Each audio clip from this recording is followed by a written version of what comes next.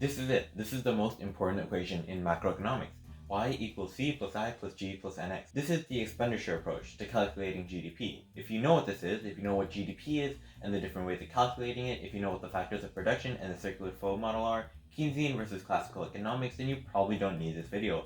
But if you haven't already mastered an AP macroeconomics course, then you might want to stick around because today on the Wall Street team, we are covering the most important equation in macroeconomics. Before we begin, if you enjoyed the video, then go ahead and smash that subscribe button and hit the notification bell icon too. Anyways, we can start by telling about what GDP is, which is represented by the Y in our equation.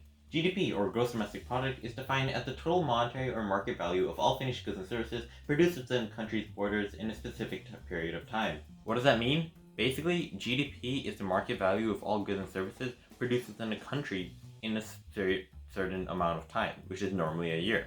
For example, if I sold a donut for $1 in California that I made, then that would theoretically add $1 to US GDP. However, of course, there are things that are excluded from GDP. One of them is transfer payments, or payments made where no actual good or service is being bought. We'll come more to that, things like welfare, we'll come more to it when we talk about the government. Probably most importantly, however, are unfinished goods, which are goods that are used in other goods. For example, when I sold my donut, it added $1 to US GDP. Whoever sold me the dough that I used to make my donut, or the icing I used in my donut, that's not adding to GDP because their good was used in another good, which happened to be my donut. Finally, things like stocks and bonds are not a part of GDP. Mission failed! Because no new things actually being created, it's just old stuff that's being traded. Alright, so now we have Y, which is GDP as a reminder. Let's move into the other four variables. Now, to keep this video short, I'm not going to cover some bigger concepts, one of which is the circular flow model. Basically, all you need to know right now is that this shows the way money moves in an economy. We have four players: households, firms or companies, the government, and other countries. Now, technically, there is also a fifth player, the financial sector, but we aren't getting into that right now. We don't need it for this video.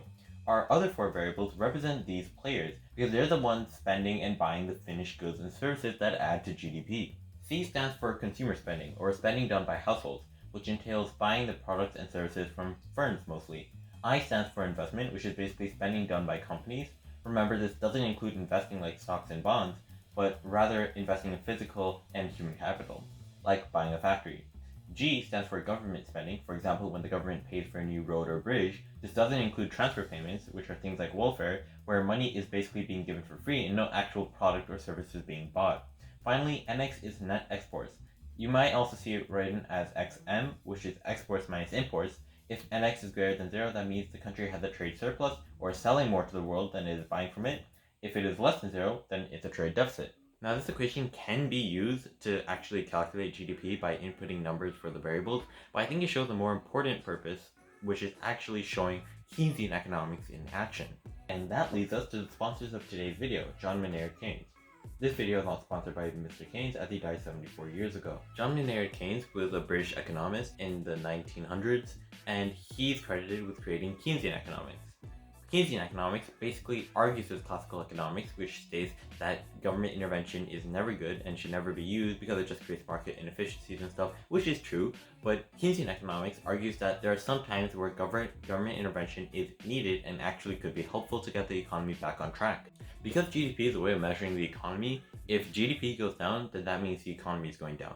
During times of economic downturn, Keynesian economists argue that increased government spending can make up for decreased consumer spending. We can see this on the actual equation. In the equation, we can see that if C were to go down, then we can make up for it with an increase in G. Anyways, that's all we have time for in today's video. Thanks for sticking all the way through. I'll be releasing the follow-up video to this soon, covering the second most important equation in macroeconomics, so go ahead and subscribe so you'll know when that video comes out. Thanks for watching, and I'll see you in the next one.